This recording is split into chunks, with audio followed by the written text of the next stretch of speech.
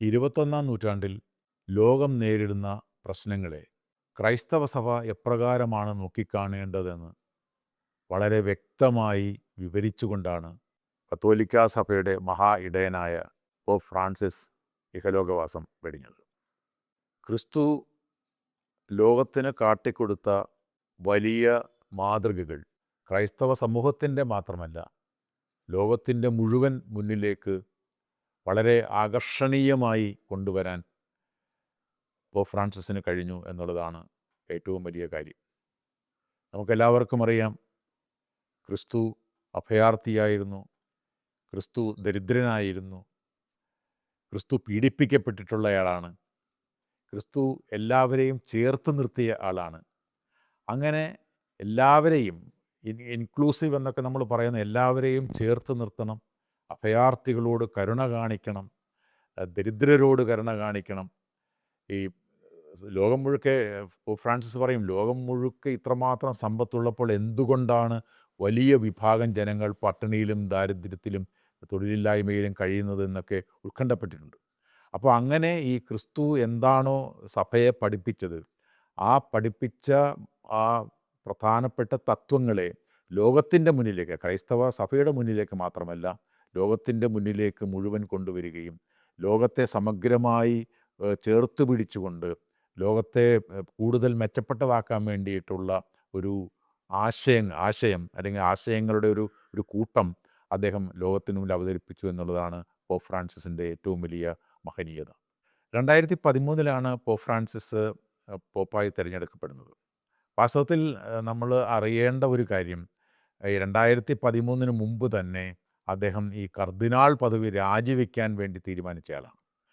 To pops എന്ന് പറയുന്ന ഒരു മനോഹരമായ സിനിമയുണ്ട്. അത് നെറ്റ്ഫ്ലിക്സിലൊക്കെ ആൾക്കാർക്ക് കാണാൻ കഴിയും. വളരെ മനോഹരമായ സിനിമയാണ്.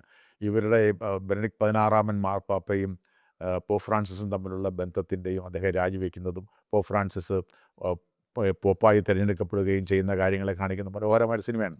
അപ്പോൾ അതിനകത്ത് നമ്മൾ കാണുന്നുണ്ട്, ഇദ്ദേഹം കർദിനാൾ പദവി രാജിവെക്കുന്നതിന് വേണ്ടിയിട്ട് കത്തയക്കുന്നു. പക്ഷേ ആ കത്ത് തള്ളിക്കളയാണ്, റിജക്റ്റ് ചെയ്യുന്നു. അപ്പോൾ അങ്ങനെ ഈ ബെനഡിക്ട് 16 മാർപ്പാപ്പ ഇദ്ദേഹത്തെ റോമിലേക്ക് വിളിച്ചു വരുത്തുന്നു. അപ്പോൾ അവിടെ വെച്ച് അദ്ദേഹം പറയുകയാണ്, ഞാൻ രാജി തരികയാണ്, ഞാൻ കർദിനാൾ പദവി ഒഴിഞ്ഞുകൊണ്ട് അർജൻറ്റീനയിലെ ബ്യൂണോസ് അയർസിലെ ഏതെങ്കിലും ഒരു പള്ളിയിൽ പുരോഹിത വൃത്തി ചെയ്തുകൊണ്ട് കഴിഞ്ഞുകൊള്ളാം എന്ന് പറയുന്നുണ്ട്. അപ്പോൾ അങ്ങനെ ഈ പോപ്പായി തിരഞ്ഞെടുക്കപ്പെടുന്നതിന് മുമ്പ് തന്നെ ഈ കർദിനാൾ പദവി പോലും രാജിവെക്കണമെന്ന് ആഗ്രഹിച്ച, നമുക്കറിയാം, ഈ പിന്നെ ബെനഡിക്ട് 16 മാർപ്പാപ്പ പോപ്പായി തിരഞ്ഞെടുക്കപ്പെടുമ്പോൾ ഏറ്റവും കൂടുതൽ വോട്ട്, 2ാം സ്ഥാനത്ത് ഏറ്റവും കൂടുതൽ വോട്ട് നേടി വന്നത് അന്ന് തന്നെ പോപ്പ് ഫ്രാൻസിസ് ആണ്. അപ്പോൾ അങ്ങനെ അത്രമാത്രം ജനകീയനായ അംഗീകാരമുള്ള ഒരാളായിരിക്കവെയാണ് ഈ 2013 കാലഘട്ടത്തിൽ ഈ കർദിനാൾ പദവി പോലും രാജിവെക്കാൻ വേണ്ടിയിട്ട് അദ്ദേഹം തീരുമാനിച്ചത്. ഈ പോപ്പ് തിരഞ്ഞെടുപ്പ്, അദ്ദേഹം പിന്നെ ഈ ബെനഡിക്ട് 16 മാർപ്പാപ്പ പോപ്പ് സ്ഥാനം ഒഴിയുന്ന സന്ദർഭത്തിലാണ് പുതിയ പോപ്പിനെ തിരഞ്ഞെടുക്കുന്ന തിരഞ്ഞെടുപ്പുണ്ടായത്. അപ്പോൾ നമ്മൾ മനസ്സിലാക്കേണ്ട ഒരു കാര്യം, ഈ ഫെബ്രുവരി 2013 ഫെബ്രുവരി മാസത്തിലാണ് ഈ തിരഞ്ഞെടുപ്പിന് വേണ്ടിയിട്ടുള്ള വിളി വരുന്നത്. അപ്പോൾ അങ്ങനെ 2013 ഫെബ്രുവരി മാസം അദ്ദേഹം പോപ്പ് തിരഞ്ഞെടുപ്പിന് വേണ്ടി വരുമ്പോൾ തിരിച്ചു പോകാൻ മാർച്ച് മാസം 23-ാം തീയതി തിരിച്ചു പോകാനുള്ള ടിക്കറ്റുമായിട്ടാണ് പോപ്പ് ഫ്രാൻസിസ് വരുന്നത്. അപ്പോൾ അങ്ങനെ, അതായത് ഈ പദവിയോട് യാതൊരു താല്പര്യവുമില്ലാത്ത ഒരു വ്യക്തിയാണ് വാസ്തവത്തിൽ പോപ്പായി തിരഞ്ഞെടുക്കപ്പെട്ടത്. പോപ്പായി തിരഞ്ഞെടുക്കപ്പെട്ടപ്പോൾ അദ്ദേഹം പറഞ്ഞ 2 സ്റ്റേറ്റ്മെൻറ്റുകൾ വളരെ ഇൻട്രസ്റ്റിംഗാണ്. ഒന്ന് പറഞ്ഞത്, ഈ എന്നെ തിരഞ്ഞെടുക്കാൻ വേണ്ടി ഇവർ ഭൂമിയുടെ അറ്റം വരെ പോയി എന്നാണ്. ഇത് അർജൻറ്റീന എന്നൊക്കെ പറയുന്നത് നോർത്തേൺ ഹെമിസ്ഫിയറിൻ്റെ അറ്റത്ത് കിടക്കുന്ന ഒരു ഭൂപ്രദേശമായതുകൊണ്ടാണ് അദ്ദേഹം പറയുന്നത്, എന്നെ തിരഞ്ഞെടുക്കാൻ വേണ്ടി ഇവർ ഭൂമിയുടെ അറ്റം വരെ പോയി, ഈ കർദിനാൾമാർ. എന്നിട്ട് രണ്ടാമത്തെ അതിനേക്കാൾ വളരെ പ്രധാനപ്പെട്ട സ്റ്റേറ്റ്മെൻറ്റാണ് അദ്ദേഹം പറഞ്ഞത്, എന്നെ നിങ്ങൾ ഈ പദവിയിലേക്ക് തിരഞ്ഞെടുത്തതിന് ദൈവം നിങ്ങളോട് ക്ഷമിക്കട്ടെ എന്നാണ് പറഞ്ഞത്. അപ്പോൾ അത്രമാത്രം ഇത്തരം അധികാരങ്ങളോടും പദവികളോടും യാതൊരു താല്പര്യവുമില്ലാത്ത, ആർഭാടങ്ങളോട് യാതൊരു താല്പര്യവുമില്ലാത്ത വ്യക്തിയാണ് അദ്ദേഹം. അതുകൊണ്ട് തന്നെ നമുക്കറിയാം, ഈ യേശുക്രിസ്തു എപ്രകാരം ഒരു ലളിത ജീവിതം നയിച്ചോ, ഒരു ദരിദ്ര ജീവിതം നയിച്ചോ, എപ്രകാരം എല്ലാവരെയും ഉൾക്കൊള്ളുന്ന ജീവിതം നയിച്ചോ, പരിസ്ഥിതിയെ കൂടി നമ്മുടെ സമൂഹത്തിൻ്റെ ഭാഗമാണെന്ന് കണ്ടോ, അപ്രകാരമുള്ള ഒരു ജീവിതമാണ് അദ്ദേഹം. കർദിനാളായി ബ്യൂണസ് ഐറിസിലെ കർദിനാളായി ഇരിക്കുമ്പോൾ തന്നെ ഔദ്യോഗിക വാഹനങ്ങളിൽ സഞ്ചരിക്കത്തില്ല. അങ്ങനെ വലിയ പലേഷ്യലായിട്ടുള്ള പാലസ് പോലുള്ള കൊട്ടാരങ്ങളിലല്ല താമസിക്കുന്നത്. സാധാരണ വാഹനങ്ങളിൽ സഞ്ചരിക്കുന്ന, സാധാരണ പിന്നെ ഒരു വീട്ടിൽ താമസിക്കുന്നു. സ്വന്തമായി ഭക്ഷണം പാചകം ചെയ്ത് കഴിക്കുന്നു. ഈ തരത്തിലുള്ള ജീവിതം നയിച്ചയാൾ തിരിച്ചിവിടെ വരുമ്പോൾ പിന്നെ നമ്മൾ കാണുന്നത് അതേ മാതൃക. പിന്നെ പോപ്പിന് വേണ്ടിയിട്ട് ഉള്ള പാലസിൽ താമസിക്കാതെ ഒരു സാന്താ മാർത്ത എന്ന് പറയുന്ന അതിഥിമന്ദിരത്തിൽ, വളരെ ചെറിയ 2, 3 മുറികൾ മാത്രമുള്ള അതിഥിമന്ദിരത്തിൽ അദ്ദേഹം താമസിക്കുന്നു. അദ്ദേഹം ഭക്ഷണം പിന്നെ എടുത്ത് കഴിക്കുന്നു, പാചകം ചെയ്ത് കഴിക്കുന്നു. അപ്പോൾ ഈ തരത്തിൽ പിന്നെ അദ്ദേഹം, അതുപോലെ തന്നെ നമുക്കറിയാം ടു പോപ്സ് എന്ന് പറയുന്ന സിനിമയിൽ പിന്നെ നമ്മൾ കാണാൻ കഴിയും. അതായത് ഈ പോപ്പിൻ്റെ ഒരു പിന്നെ സ്വർണ്ണത്തിൽ പൂശിയ കുരിശുണ്ട്. ആ കുരിശ് പിന്നെ പോപ്പായ അധികാരം ഏറ്റെടുത്ത് ആൾക്കാരെ സന്ദർശിക്കുന്നതിന് വേണ്ടി പോകുമ്പോൾ പിന്നെ അവരുടെ സഹായികൾ നൽകുമ്പോൾ അദ്ദേഹം പറയുന്നു, അദ്ദേഹം കർദിനാളായിട്ട് ബ്യൂണോസ് ഐറിസിൽ നിന്ന്, അർജൻറ്റീനയിൽ നിന്ന് വന്നപ്പോൾ ഉള്ള കുരിശ് മതി, ഇനി മറ്റ് പുതിയൊരു കുരിശ് വേണ്ട. അതുപോലെ തന്നെ ഷൂവിൻ്റെ കാര്യത്തിൽ. അപ്പോൾ അതായത് ഈ പോപ്പുമാർ സാധാരണഗതിയിൽ ധരിക്കുന്ന വർണ്ണമനോഹരങ്ങളായിട്ടുള്ള പിന്നെ വസ്ത്രങ്ങളോ അല്ലെങ്കിൽ ഷൂവോ അല്ലെങ്കിൽ പിന്നെ മാലയോ ഒന്നും തന്നെ പിന്നെ അദ്ദേഹം ധരിച്ചിരുന്നില്ല എന്ന് നമുക്ക് മനസ്സിലാക്കാൻ കഴിയും. അപ്പോൾ ഞാൻ പറഞ്ഞു വരുന്നത്, എത്രത്തോളം യേശുക്രിസ്തുവിൻ്റെ പ്രബോധനങ്ങളോട് അടുത്തു നിൽക്കാമോ അത്രത്തോളം അടുത്തു നിന്നുകൊണ്ട് സഭയെ ഈ കഴിഞ്ഞ 12 വർഷക്കാലം നയിച്ച വ്യക്തിയാണ് പോപ്പ് ഫ്രാൻസിസ് എന്ന് പറയുന്നതിന് വേണ്ടിയിട്ടാണ്. ബെനഡിക്റ്റ് 16 മാർപ്പാപ്പ അദ്ദേഹത്തിൻ്റെ പോപ്പ് പദവി രാജിവെക്കുന്നത് റോമിലും ലോകത്തൊട്ടാകെയും ക്രൈസ്തവ സഭ വലിയ വെല്ലുവിളികൾ നേരിടുന്ന സന്ദർഭത്തിലാണ്. അപ്പോൾ ആ വെല്ലുവിളിയുടെ പശ്ചാത്തലത്തിലാണ് പിന്നെ പോപ്പ് ഫ്രാൻസിസ് പോപ്പായി തിരഞ്ഞെടുക്കപ്പെടുന്നത്. നമ്മൾ കാണേണ്ട ഏറ്റവും പ്രധാനപ്പെട്ട കാര്യം, ഇദ്ദേഹം പോപ്പായി തിരഞ്ഞെടുക്കപ്പെടുന്ന വേളയിൽ അദ്ദേഹം തിരഞ്ഞെടുത്ത പേരാണ്. ഇതിനു മുമ്പ് ഒരിക്കലും 265 പോപ്പുമാർ ഇതിനു മുമ്പ് ഉണ്ടായിട്ടെങ്കിലും ഒരിക്കൽ പോലും ആരും ഫ്രാൻസിസ് എന്നുള്ള പേര് സ്വീകരിച്ചിട്ടില്ല. ആ ഫ്രാൻസിസ് എന്നുള്ള പേരിൻ്റെ സ്വീകാരം തന്നെ 13-ാം നൂറ്റാണ്ടിൽ 2-ാം ക്രിസ്തു എന്നറിയപ്പെടുന്ന ഫ്രാൻസിസ് അസീസിയുടെ നാമധേയമാണ് സ്വീകരിച്ചത്. അപ്പോൾ അതിൽ തന്നെ അദ്ദേഹത്തിൻ്റെ പൊളിറ്റിക്സും അദ്ദേഹത്തിൻ്റെ സന്ദേശവും വളരെ വ്യക്തമായിരുന്നു. അതായത് ഇപ്പോൾ ഈ സർവ്വചരാചരങ്ങളെയും പിന്നെ പുണരുന്നതും വാരിപ്പുണരുന്നതും സ്നേഹിക്കുന്നതും രോഗികളെയും പിന്നെ നിസ്വരെയും ദരിദ്രരെയും ഒക്കെ പിന്നെ സ്വീകരിക്കുന്നതും ആശ്വസിപ്പിക്കുന്നതുമായിട്ടുള്ളൊരു പ്രത്യയശാസ്ത്രമാണ് അദ്ദേഹം തുടരാൻ പോകുന്നത് എന്നുള്ളതിൻ്റെ ഏറ്റവും വലിയ സൂചനയാണ്. അത്തരമൊരു മാറ്റമായിരുന്നു വാസ്തവത്തിൽ ഈ ക്രൈസ്തവ സഭയ്ക്ക് വേണ്ടിയിരുന്നത്.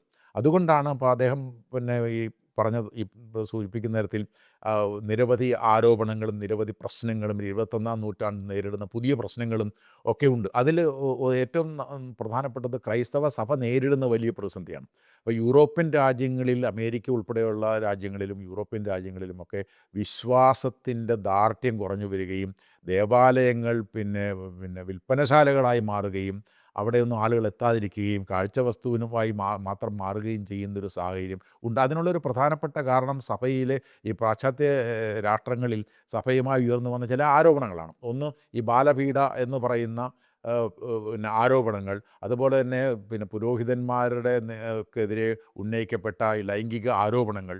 അപ്പോൾ അങ്ങനെയുള്ളത് കൊണ്ട് ഈ ദേവാലയങ്ങൾ തന്നെ പലതും വിൽക്കേണ്ടി വരുന്നു. ഈ നഷ്ടപരിഹാരം കൊടുക്കുന്നതിന് വേണ്ടിയിട്ട് വിൽക്കേണ്ടി വരുന്ന വലിയ സാഹചര്യം. അതുപോലെ തന്നെ ട്രാൻസ്ജെൻഡർ വിഭാഗങ്ങൾ, LGBTQI എന്നൊക്കെ പറയുന്ന വിഭാഗങ്ങൾ പിന്നെ അവരുടെ മനുഷ്യാവകാശങ്ങൾ ലഭ്യമാകുന്നതിന് വേണ്ടിയും ക്രൈസ്തവ സഭയ്ക്കുള്ളിൽ തന്നെ അംഗീകാരം നേടുന്നതിന് വേണ്ടിയിട്ടുമൊക്കെ, അതുപോലെ തന്നെ സ്ത്രീകൾക്ക് ആയിട്ടുള്ളവർക്ക്, കന്യാസ്ത്രീമാർക്ക് ഉൾപ്പെടെയുള്ളവർക്ക് ലഭിക്കേണ്ട അംഗീകാരങ്ങൾ, പദവികൾ, ഇങ്ങനെയൊക്കെയുള്ള നിരവധി ചർച്ചകൾ നടന്നുകൊണ്ടിരിക്കുന്ന വേളയിലാണ് അദ്ദേഹം പോപ്പ് പദവി ഏറ്റെടുക്കുന്നത്. അപ്പോൾ അദ്ദേഹം പിന്നെ ഒരു ആദ്യത്തെ സന്ദർഭത്തിൽ തന്നെ അദ്ദേഹം നേരിട്ട ഒരു പ്രശ്നം LGBT കമ്മ്യൂണിറ്റിയെക്കുറിച്ചുള്ള ചോദ്യമാണ്. അപ്പോൾ അദ്ദേഹം പറഞ്ഞു, അവർ സ്വർഗാനുരാഗികൾ അല്ലെങ്കിൽ അങ്ങനെയുള്ള ആളുകളെ വിധിക്കാൻ ഞാനാരാണ്, അവരെല്ലാവരും ദൈവത്തിൻ്റെ മക്കളാണ് എന്നുള്ളൊരു നിലപാട് തന്നെ വാസ്തവത്തിൽ വളരെ വലിയൊരു മാറ്റമായിരുന്നു. കാരണം ഇവരെ ശത്രുക്കളാണ്, ഇവർ ദൈവവിരുദ്ധരാണ് എന്നൊക്കെ പറയുന്ന കാഴ്ചപ്പാട് പിന്നെ അതിശക്തമായി നിൽക്കുന്ന ഘട്ടത്തിലാണ് പോപ്പിനെ പോലെയുള്ള ഒരാൾ പറയാണ്,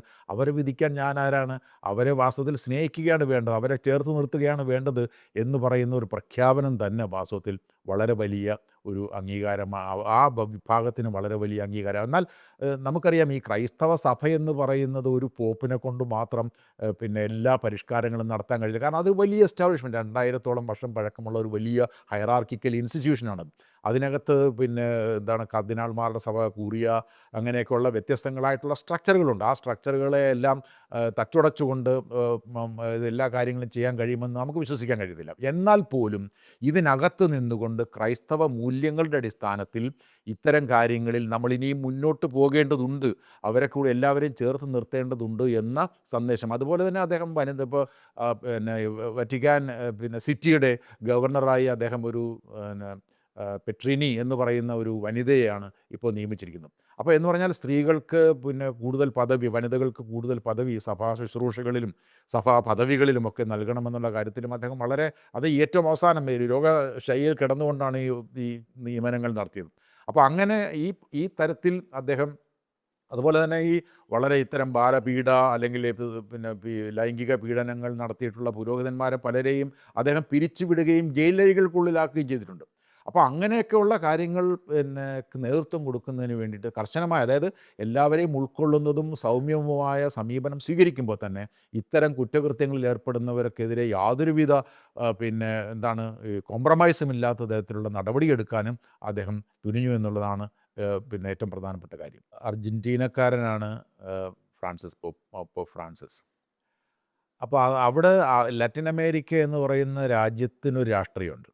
പൊതുവിൽ ലാറ്റിൻ അമേരിക്കയുടെ രാഷ്ട്രീയം എന്ന് പറയുന്നത് കുറെ കൂടി പുരോഗമനാത്മകമെന്നോ റാഡിക്കലെന്നോ ഒക്കെ പറയാവുന്ന രാഷ്ട്രീയം കാണുകയും കേൾക്കുകയും ചെയ്തിട്ട് വന്നയാളാണ് അദ്ദേഹം. അതിൻ്റെ പലപ്പോഴും അതിൻ്റെ ഭാഗം തന്നെ ആയിട്ടുള്ളയാളാണ് അദ്ദേഹം. അപ്പോൾ അതുകൊണ്ട് തന്നെ ഈ ലോകത്ത് പാർശ്വവൽക്കരിക്കപ്പെട്ടൊരു വിഭാഗമായി കരുതപ്പെടുന്നതാണ് ലാറ്റിൻ അമേരിക്ക. അപ്പോൾ അങ്ങനെയുള്ള ഒരു പ്രദേശത്തു നിന്ന് വന്നയാൾ സ്വാഭാവികമായിട്ടും പല രാജ്യങ്ങളിലും, ചിലി പോലെയുള്ള രാജ്യങ്ങൾ, പിന്നെ അർജൻറ്റീനയുടെ ഭൂഖണ്ഡത്തിലുള്ള ചിലി പോലെയുള്ള രാജ്യങ്ങളിൽ ഈ സാമ്പത്തിക പരിഷ്കാരങ്ങൾ, ആഗോളവൽക്കരണത്തിൻ്റെ സാമ്പത്തിക പരിഷ്കാരങ്ങൾ ആദ്യം നടത്തിയ രാജ്യങ്ങളിലൊന്നാണ് അവിടെ. അതിൻ്റെ തന്നെ വലിയ ദുരന്തങ്ങൾ സ്വീകരിച്ച രാജ്യം കൂടിയിട്ടാണ്. അപ്പോൾ അങ്ങനെയുള്ള ആഗോളവൽക്കരണവും അതിൻ്റെ ദുരന്തങ്ങളും അസംതൃപ്തികളും ഒരുപാട് കണ്ടും കേട്ടും അറിഞ്ഞു വന്ന വ്യക്തി എന്നുള്ള നിലയ്ക്ക് അദ്ദേഹം ഈ ആഗോളവൽക്കരണത്തിൻ്റെ സാമ്പത്തിക നയങ്ങളെയും രാഷ്ട്രീയത്തെയും അതിശക്തമായ ഭാഷയിൽ വിമർശിക്കുന്ന ഒരു പോപ്പായി നമുക്ക് കാണാൻ കഴിയും. അദ്ദേഹം പറഞ്ഞിട്ടുണ്ട്, ഈ ലോകത്തൊട്ടാകെ ഇത്രമാത്രം സമ്പത്ത് കുന്നുകൂടി കിടക്കുമ്പോൾ എന്തുകൊണ്ടാണ് പാവങ്ങളായിട്ടുള്ള ആളുകൾ ഉണ്ടാകുന്നത്, ദാരിദ്ര്യവും പട്ടിണിയും തൊഴിലില്ലായ്മയും ഉണ്ടാകുന്നതും. അതുകൊണ്ട് അങ്ങനെയുള്ളൊരു വ്യവസ്ഥയല്ല ഉണ്ടാവേണ്ടത്. പണത്തെ കുന്നുകൂട്ടുന്ന, പണത്തെ സ്നേഹിക്കുന്ന തരത്തിലുള്ള ഒരു പ്രത്യയശാസ്ത്രമല്ല വേണ്ടത്.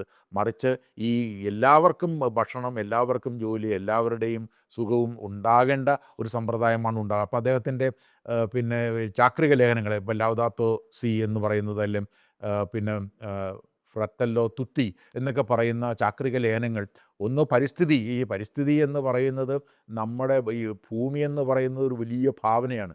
ആ ഭൂമി എന്ന് പറയുന്നതിനെ ഉൾക്കൊള്ളാതെ അംഗീകരിക്കാതെ നമുക്ക് പിന്നെ എല്ലാം ലാഭത്തിന് വേണ്ടി എന്നുള്ള തരത്തിലുള്ള സമീപനത്തിലൂടെ ചൂഷണം ചെയ്യുകയും അതിൻ്റെ പ്രശ്നങ്ങൾ ഉണ്ടാകുകയും ചെയ്യുന്നത് വലിയ ആപത്താണ്. എന്നാൽ മാത്രമല്ല അതിൻ്റെ ആപത്ത് കൂടുതൽ അനുഭവിക്കുന്നത് പാവങ്ങളാണ് എന്നുള്ള കാഴ്ചപ്പാട് അവതരിപ്പിക്കുന്നത്. 2015 ഈ പാരീസ് കാലാവസ്ഥാ ഉച്ചകോടി നടക്കുന്ന സന്ദർഭത്തിലാണ് അദ്ദേഹം ഈ ആശയങ്ങൾ മുന്നോട്ട് വെച്ചത്. അതുപോലെ തന്നെ ഈ ആഗോളവൽക്കരണത്തെ എതിർക്കുന്നതാണ് അദ്ദേഹത്തിൻ്റെ മറ്റ് പല ചാക്രിക ലേഖനങ്ങളും അദ്ദേഹത്തിൻ്റെ പ്രസംഗങ്ങളും.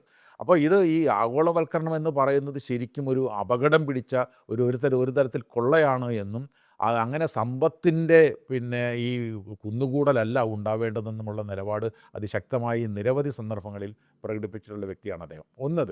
എന്നാൽ അതിൻ്റെ ഏറ്റവും വലിയ പിന്നെ ആഘാതം ഏൽക്കുന്ന ഒരു വിഭാഗമെന്ന് പറയുന്നത് അഭയാർത്ഥികളാണ് എന്ന് അഭയാർത്ഥികൾ ഉണ്ടാകുന്നത് അങ്ങനെയാണ് എന്ന് അദ്ദേഹം പറയുന്നുണ്ട്. നമുക്കറിയാം, അദ്ദേഹം പിന്നെ ഈ ഫ്രാൻസിസ് പോപ്പ് തന്നെ അർജൻറ്റീനയിൽ എത്തിയത് ഇറ്റലിയിൽ നിന്നാണ്. മുസോളിനിയുടെ ഭീകര ഭരണത്തിൽ ഭയന്ന് അദ്ദേഹത്തിൻ്റെ മാതാപിതാക്കൾ ഇറ്റലിയിൽ നിന്ന് വന്നവരാണ്. അപ്പോൾ അദ്ദേഹം പറയും, ഞാൻ തന്നെ അഭയാർത്ഥിയാണ്. അദ്ദേഹം അതുപോലെ തന്നെ അദ്ദേഹം പറയുന്നത് ക്രിസ്തുവും അഭയാർത്ഥിയായിരുന്നു. അപ്പോൾ ഈജിപ്തിൽ ക്രിസ്തു അഭയാർത്ഥിയായിരുന്നു. അപ്പോൾ അഭയാർത്ഥികളെ ചേർത്ത് പിടിക്കേണ്ടത് വളരെ അത്യന്താപേക്ഷിതമാണ്.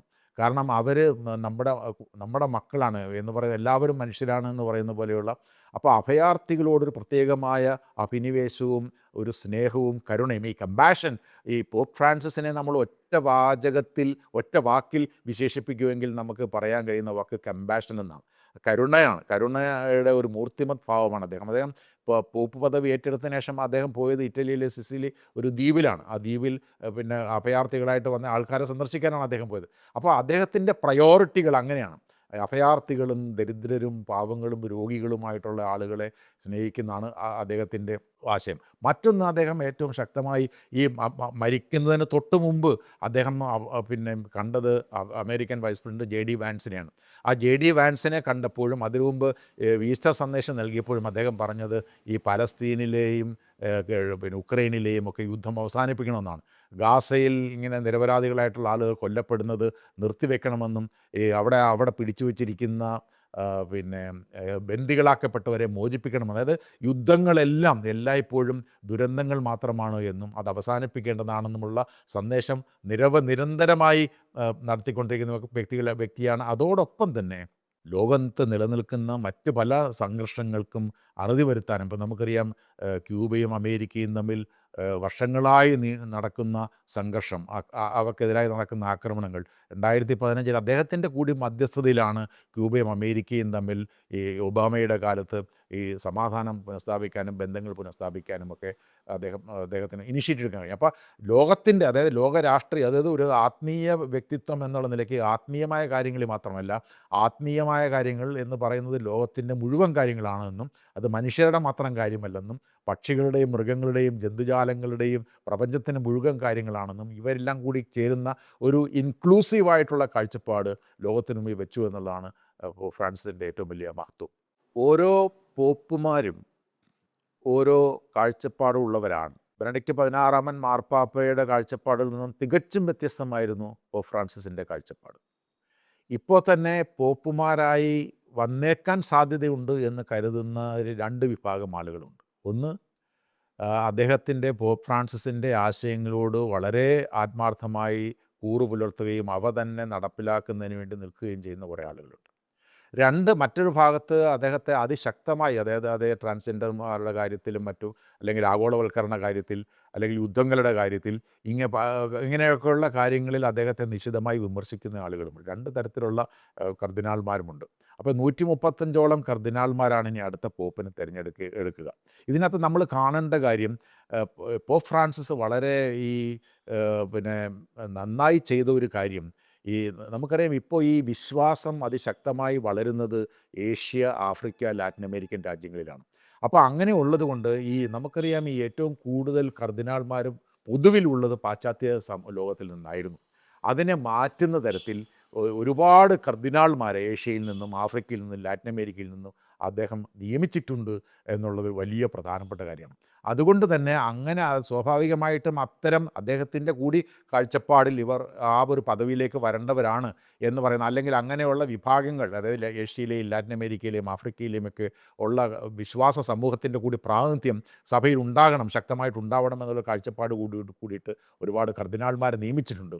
അങ്ങനെ ഉള്ളതുകൊണ്ട് സ്വാഭാവികമായിട്ടും ഒരു പക്ഷേ പിന്നെ പോപ്പ് ഫ്രാൻസിസ് മുന്നോട്ട് വെച്ച ആശയങ്ങൾ മുന്നോട്ട് കൊണ്ടുപോകുന്ന, ഇപ്പോൾ അത് സെക്രട്ടറി ഓഫ് സ്റ്റേറ്റായിട്ട് കരുതപ്പെടുന്ന ഒരു കർദിനാളുണ്ട്. ആ കർദിനാൾ ചിലപ്പോൾ പോപ്പായി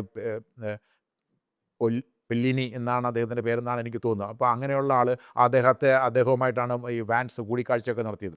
അപ്പോൾ അങ്ങനെയുള്ള ആളുകൾ ആ പോപ്പായി വരാനുള്ള സാധ്യതയുണ്ട്. അല്ല, ചിലപ്പോൾ ആഫ്രിക്കയിൽ നിന്നൊരു കർദിനാൾ വന്നേക്കാൻ സാധ്യതയുണ്ട്. ഈ തരത്തിൽ പിന്നെ ഏഷ്യയിൽ ഫിലിപ്പൈൻസിൽ നിന്നൊരു കർദിനാൾ പോപ്പാവാൻ സാധ്യതയുണ്ട്. ഈ തരത്തിൽ, കാരണം ഇങ്ങനെയൊരു മാറ്റം ഉണ്ടാവേണ്ടത് കാലഘട്ടത്തിൻ്റെ ആവശ്യമാണെന്ന് കരുതുന്നവരുണ്ട്. എന്നാൽ നമ്മൾ കാണേണ്ട ഒരു കാര്യം, ഒരുപാട് നയങ്ങൾ, ട്രംപിൻ്റെ ഒരുപാട് നയങ്ങളെ അതിശക്തമായി വിമർശിച്ചിട്ടുള്ള ആളാണ് പോപ്പ് ഫ്രാൻസിസ്. ആ പോപ്പ് ഫ്രാൻസിസിൻ്റെ അത്തരം അഭിപ്രായങ്ങൾ അദ്ദേഹത്തിനും അദ്ദേഹത്തിൻ്റെ രാഷ്ട്രീയ നിലപാടുകൾക്കും വളരെയധികം ബുദ്ധിമുട്ടുകളുണ്ടാക്കിയിട്ടുണ്ട്.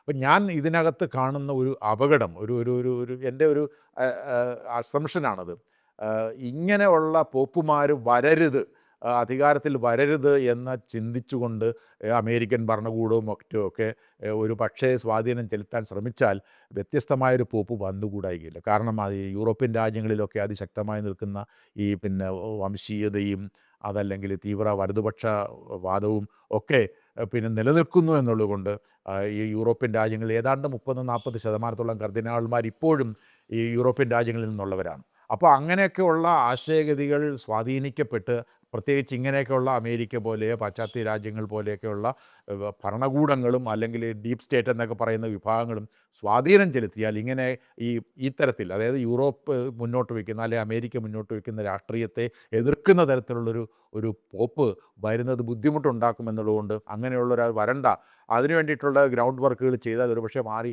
വന്നുകൂടായികയുമില്ല. അപ്പോൾ അതുകൊണ്ട് ഒരു വെല്ലുവിളി നേരിടാൻ പോകുന്നു. തീർച്ചയായിട്ടും പോപ്പ് ഫ്രാൻസിസ് മുന്നോട്ട് വെച്ച ആശയങ്ങളെ തൃണവൽഗണിച്ചുകൊണ്ട് ഒരു പുതുതായിട്ട് വരുന്നൊരു പോപ്പിന് മുന്നോട്ട് പോവുക ബുദ്ധിമുട്ടായിരിക്കും. എന്ന് മാത്രമല്ല, അദ്ദേഹം മുന്നോട്ട് വെച്ചത് ഈ കാലഘട്ടം സമൂഹത്തോടും ക്രൈസ്തവ സഭയോടും ആവശ്യപ്പെടുന്ന ഈ കാലാനുസൃതമായ മാറ്റങ്ങളാണ്. അവയെ കണ്ടില്ലെന്നടിച്ചാൽ അത് സഭയ്ക്ക് വലിയ ബുദ്ധിമുട്ടായിരിക്കും ഉണ്ടാവുക എന്നുള്ളത് യാതൊരു സംശയമില്ല.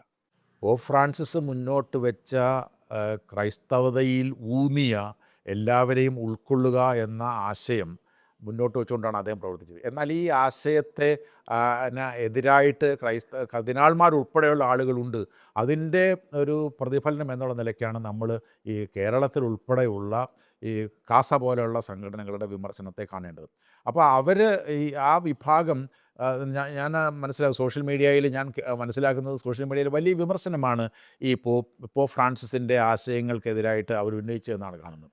അപ്പോൾ അത് അത്തരമൊരു ആശയം, അതായത് അദ്ദേഹം മുന്നോട്ട് വയ്ക്കുന്ന ആശയങ്ങളെ ഉൾക്കൊള്ളാനുള്ള ഹൃദയവിശാലതയോ അതല്ലെങ്കിൽ ക്രൈസ്തവ മൂല്യങ്ങളുടെ അതിശക്തമായ ഉൾക്കൊള്ളലോ ഉണ്ടാവാത്തത് കൊണ്ടായിരിക്കാം അങ്ങനെ ഒരു ചിന്താഗതിയിലേക്ക് അവർ പോകുന്നതെന്നാണ് ഞാൻ മനസ്സിലാക്കുന്നത്. കാരണം നമുക്കറിയാം, ഞാൻ നേരത്തെ സൂചിപ്പിച്ച പോലെ ക്രിസ്തു അഭയാർത്ഥിയായിരുന്നു.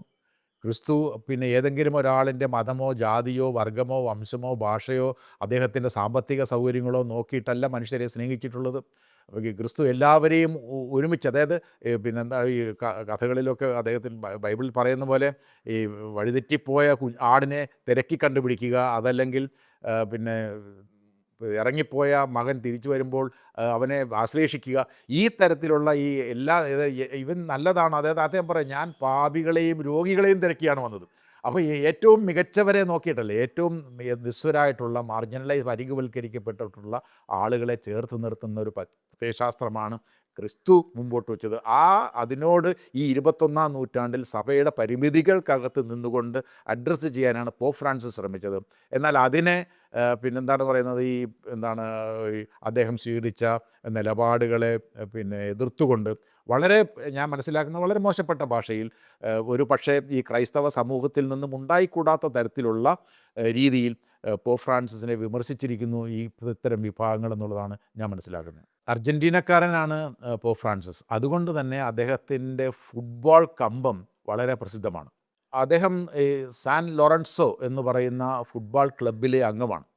അത് അദ്ദേഹം ഈ മരിക്കുന്നത് വരെ ആ അംഗത്വം നിലനിർത്തിയിരുന്നു എന്നുള്ളതാണ് ഏറ്റവും സവിശേഷമായ കാര്യം. എന്ന് മാത്രമല്ല, ആ ക്ലബിൻ്റെ കളികൾ എപ്പോഴൊക്കെ നടക്കുന്നുണ്ടോ അതൊക്കെ കാണാനുള്ള ഒരു അവസരവും സൗകര്യവും അദ്ദേഹത്തിൻ്റെ ഈ താമസ സ്ഥലത്ത് ഒരുക്കിയിരുന്നു എന്ന് നമ്മൾ കാണേണ്ടതുണ്ട്. അദ്ദേഹത്തിന് അത്രമാത്രം ആത്മബന്ധം ഈ സാൻ ലോറൻസോ എന്ന് പറയുന്ന ക്ലബ്ബുമായിട്ടുണ്ട്. കാരണം അതിൻ്റെ പ്രധാനപ്പെട്ട കാരണം അദ്ദേഹത്തിൻ്റെ പിതാവ് ഈ ക്ലബ്ബിലെ അംഗമായിരുന്നു.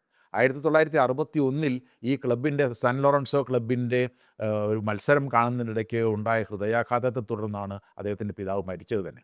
അപ്പോൾ അങ്ങനെ അതൊരു വലിയ, നമുക്ക് പറയേണ്ട കാര്യമില്ല അർജൻറ്റീനക്കാർക്ക് പന്ത് കളിയോടുള്ള അഭിനിവേശത്തെക്കുറിച്ച്. നമുക്കറിയാം, ഈ മറഡോണയും മെസ്സിയും ഇബ്രഹാമോവിച്ചും ഒക്കെയുള്ള വലിയ പന്ത് കളിക്കാർ, കാലദേശഭേദങ്ങൾക്ക് ഉപരിയായിട്ട് പന്ത് കളിക്കാർ നിരവധി തവണ, യാതൊരു പ്രോട്ടോക്കോളും ഇല്ല. പന്ത് കളിക്കാർക്ക് അദ്ദേഹത്തെ കാണുന്നതിന് വാസ്തവത്തിൽ പ്രോട്ടോക്കോളില്ല. 7 or 8 തവണ മാരഡോണ അദ്ദേഹത്തെ സന്ദർശിച്ചിട്ടുണ്ട്, മെസ്സി അദ്ദേഹത്തെ സന്ദർശിച്ചിട്ടുണ്ട്, ഈ പറഞ്ഞ കളിക്കാരൊക്കെ സന്ദർശിച്ചിട്ടുണ്ട്. എന്ന് മാത്രമല്ല, ഈ അർജൻറ്റീനൻ ടീം ഇറ്റലിയുടെ മുകളിലൂടെ സഞ്ചരിക്കുന്നു, അവരുടെ വിമാനം സഞ്ചരിക്കുന്നുണ്ടെങ്കിൽ അവർ ഇറ്റലിയിൽ ഇറങ്ങി പോപ്പിനെ കണ്ടിട്ടേ പോകാറുള്ളൂ എന്നാണ് പറയപ്പെടുന്നത്. അപ്പോൾ അത്രമാത്രം ശക്തമായ ഈ പന്ത് കളിയോടുള്ള അഭിനിവേശം ശക്തമാണ്. അപ്പോൾ ഒരിക്കൽ അദ്ദേഹത്തോട് പത്രപ്രവർത്തകർ ചോദിച്ചു, താങ്കളുടെ നാട്ടുകാരാണല്ലോ മറഡോണയും മെസ്സിയും, ഇതിലാരാണ് ഏറ്റവും മികച്ച കളിക്കാരെന്ന് വെച്ചപ്പോൾ അദ്ദേഹം പറഞ്ഞു, മറഡോണ ഒരു ഇതിഹാസമാണ്, ഭയങ്കര ഇതിഹാസമാണ്. പക്ഷേ അദ്ദേഹം ഒരു മനുഷ്യൻ എന്നുള്ള നിലയ്ക്ക് ഒരു പരാജയമായിരുന്നു. മെസ്സി ഒരു അന്തസ്സുള്ള മാന്യനായ കളിക്കാരനാണ്, നല്ല കളിക്കാരനാണ്. ഇതിലാരെയാണ് ഇതിൽ ആരാണ് ഏറ്റവും മികച്ച കളിക്കാരൻ ആരാണെന്ന് ചോദിച്ചപ്പോൾ അദ്ദേഹം പറയുന്നത് ഇവർ രണ്ടുപേരും അല്ല, എനിക്കിഷ്ടപ്പെട്ട കളിക്കാരൻ പെലെയാണെന്നാണ് പറഞ്ഞത്, ബ്രസീലുകാരനായിട്ടുള്ള. അപ്പോൾ എന്ന് പറഞ്ഞാൽ ഏറ്റവും മികച്ച, അതായത് ദേശത്തിൻ്റെ അതിരല്ല, ഏറ്റവും മികച്ച അതിനെ അംഗീകരിക്കാനുള്ള അദ്ദേഹത്തിൻ്റെ മനസ്സാണ് അതിനകത്ത് നമ്മൾ കാണുന്നത്. അപ്പോൾ ആ തരത്തിൽ പിന്നെ പന്ത് കളിയെ കേവലമായിട്ട് അദ്ദേഹം പറയുന്നുണ്ട്, പന്ത് കളിയെ നിങ്ങൾ കച്ചവടവൽക്കരിക്കരുത് എന്ന് പറയും. കച്ചവടത്തിൻ്റെ ഭാഗമായി നിങ്ങൾ പോകരുത്, മാനവികത ഉയർത്തിപ്പിടിക്കുന്ന ഒരു കലയായി, സ്പോർട്സായി അതിൽ കൊണ്ടു നടക്കണമെന്നും അദ്ദേഹം കൂട്ടത്തിൽ പറയാറുണ്ട്.